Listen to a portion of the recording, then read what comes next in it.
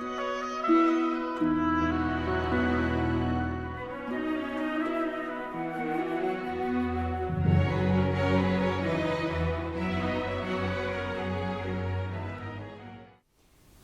we're going to talk about the seeing nature. What is our Buddha nature? It's actually the nature that can see, that can smell, that can hear. We're going to talk about the seeing nature in terms of 10 aspects from the Shragamma Sutra as explained by Shakyamuni Buddha to Ananda. Number 1, seeing is the mind. Shakyamuni Buddha raised his fist and asked Ananda, how does this fist come about and what do you see it with? Ananda says this fist comes from Buddha because Buddha has a hand and I see this fist with my eyes. Buddha says, does that mean if I don't have a hand, I cannot make a fist, and you do not have eyes, you cannot see my fist? What about when a blind person sees darkness? Does that mean he cannot see? What about a person with good eyes, but he is in a dark room? So the darkness that the blind person sees, is that the same as a person with eyes, but in a dark room? What if the blind person regains his sight? Is that the same as a person who is in a brightly lit room? If the eye is seeing, does that mean the lamp is seeing? Therefore, we conclude the eyes is only a tool that reveals form. It's not the eye that sees, it's actually the mind. So the seeing nature comes from the mind, not the eyes. Ananda is confused. He thinks this sense organ is what we see with, but it's not the sense organ and it's not the sensory object, it's actually our nature. That's called the seeing nature. I know this very well because I have bad eyes. I learned to see with my heart, not with my eyes. And I can see beauty in things that I cannot see from my physical eyes. Therefore, it's not the sensory organs, it is the mind. Number 2, seeing does not move. We have to know that this Buddha nature never moves with outside conditions. One of Buddha's very first disciple, Ajnata Kandanaya, he was given the name understanding by Buddha. What did he understand? He actually understands our afflictions, guests, and dust. When a traveler stops by a roadside inn, perhaps for a meal, perhaps for a night, when he is done, he will pack up his luggages and leave. It's called the guest. The person that remains is called the host. What do we mean by the guest? It's actually all the situations in your life. They are the ones that move around. You go through a lot of different experiences as a person.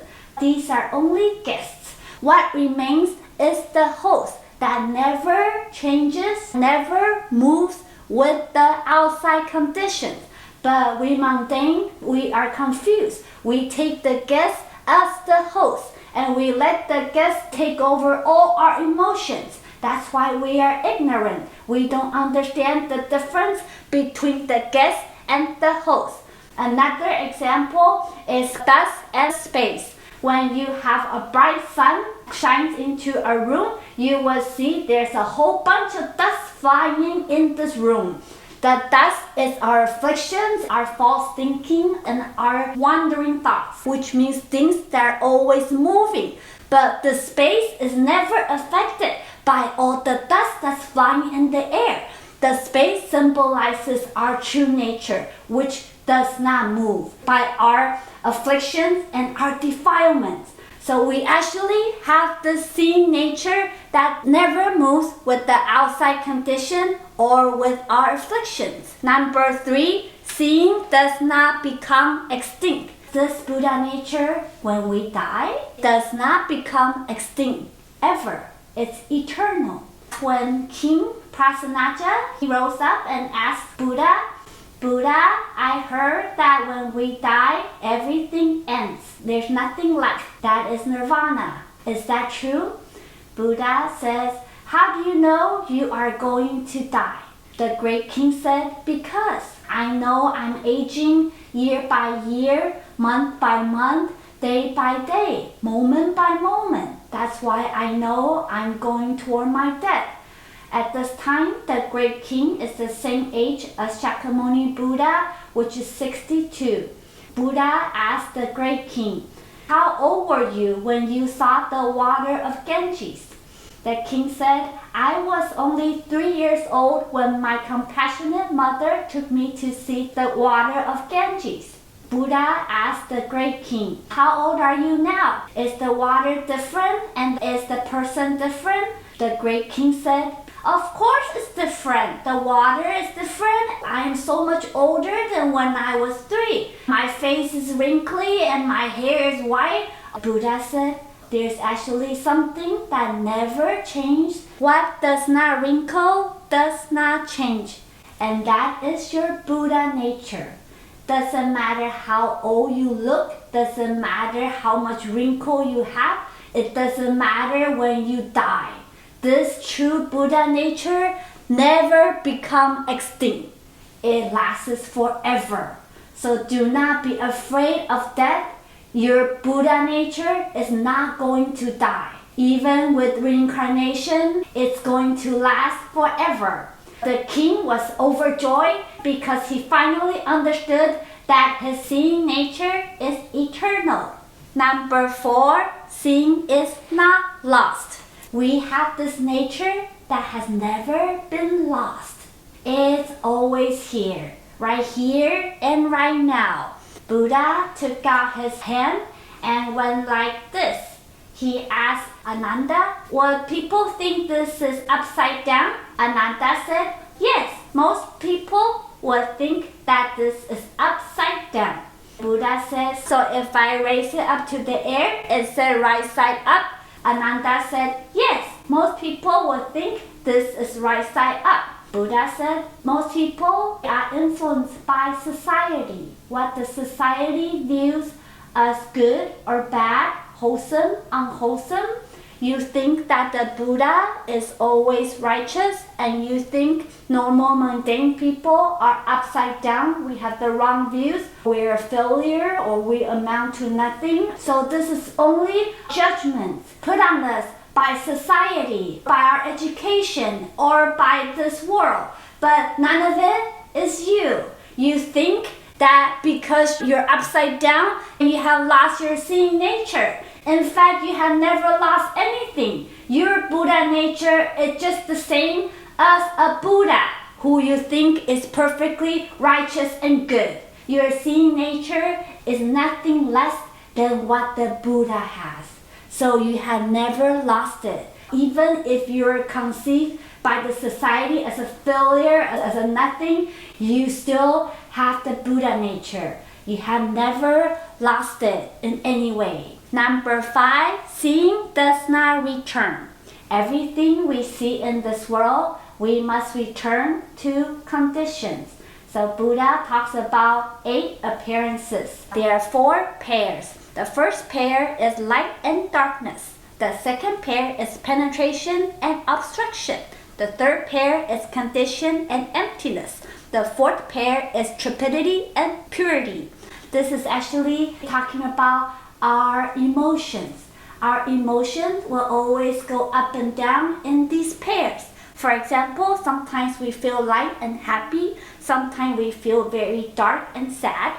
Sometimes we're penetrated, means we are very open and cheerful. Sometimes we feel things are not going well. We are totally stuck. Sometimes we feel like things going on all the time. Sometimes we feel we are lonely and empty. Sometimes we feel corrupted in a turbulent world. Sometimes we feel like we are the most pure person. So our mood, it goes up and down because we are so caught up with everything that's happening in life.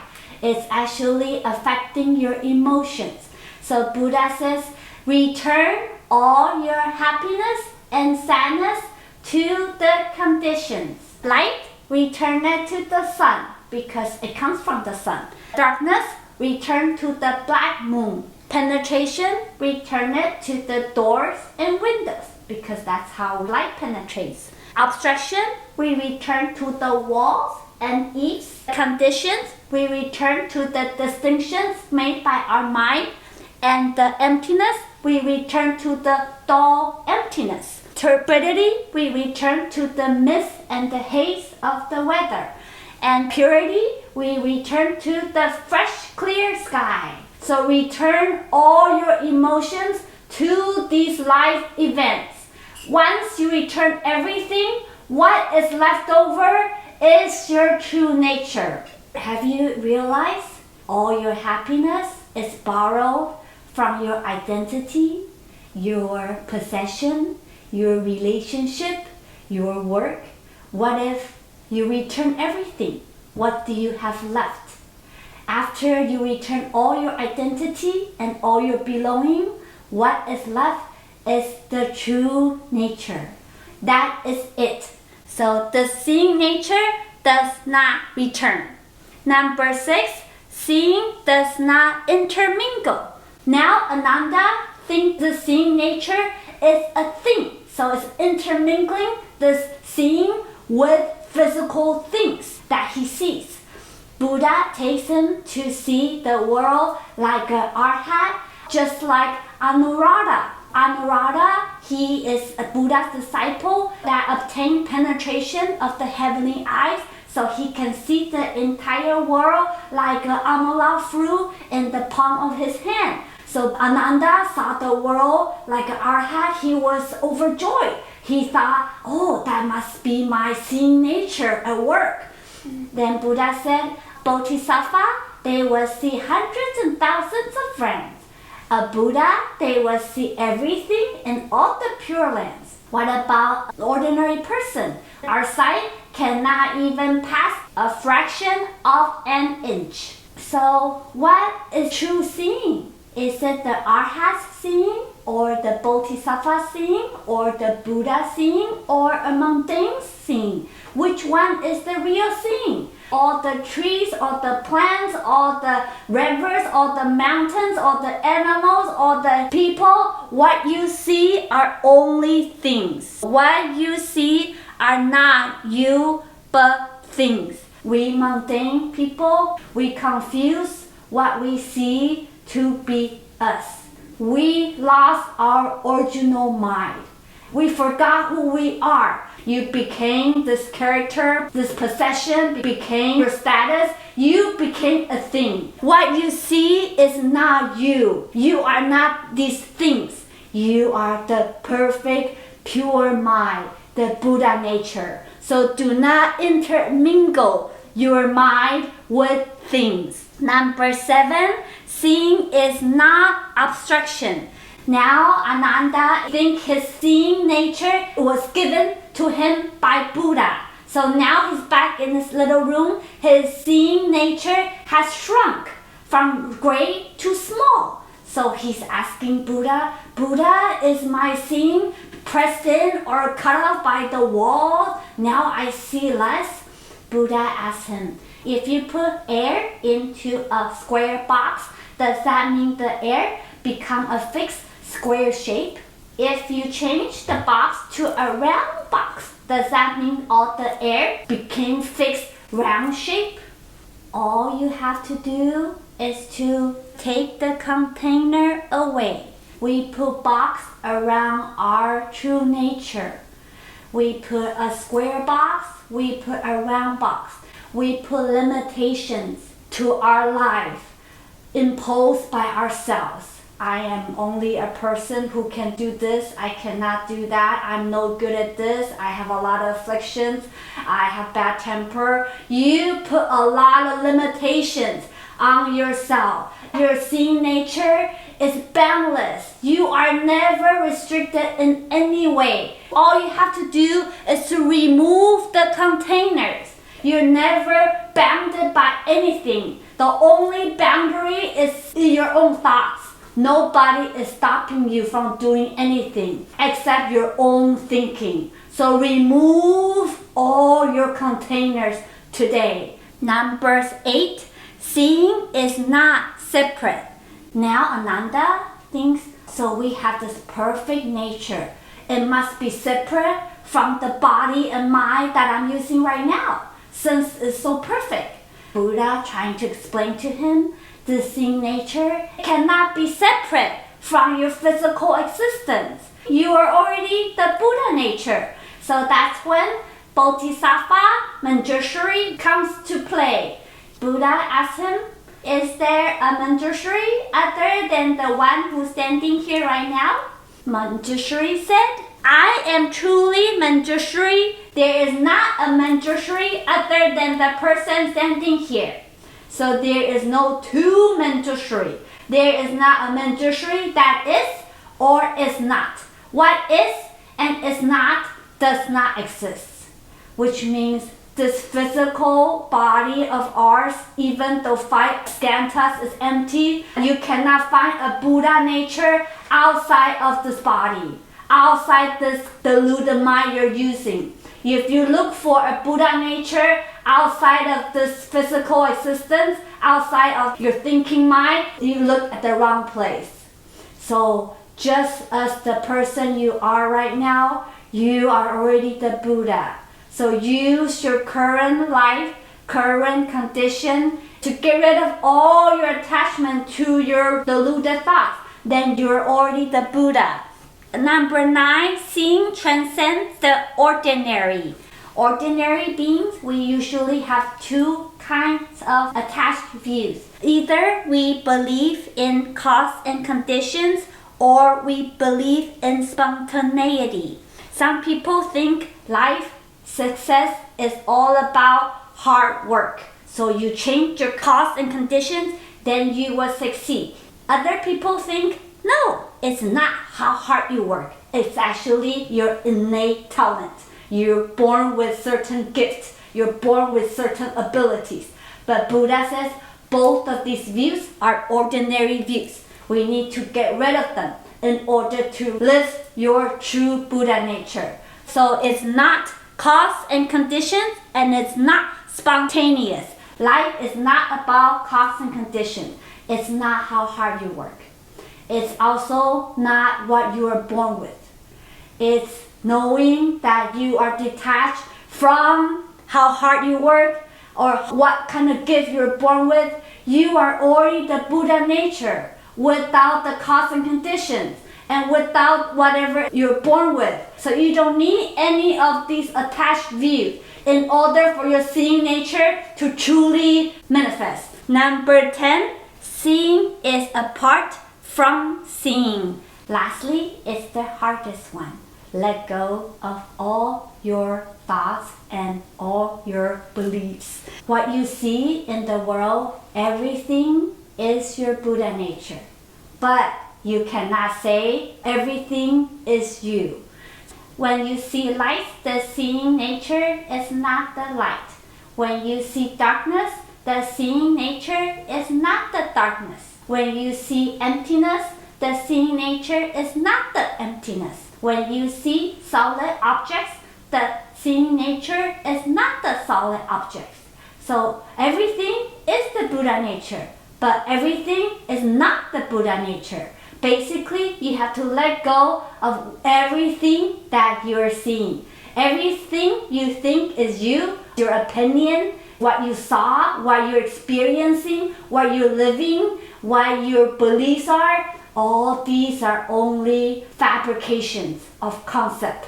So let it all go. What is left over is your true seeing. The seeing is not the seeing to be seen. That's the conclusion. Let go of what you see, then you see the truth. That is your true nature. As you can see, Buddha didn't really tell you what it is. Buddha told us what it's not. You get rid of what is not, then you will have found your seeing nature. So that's a class for today. Merry Christmas, Happy New Year.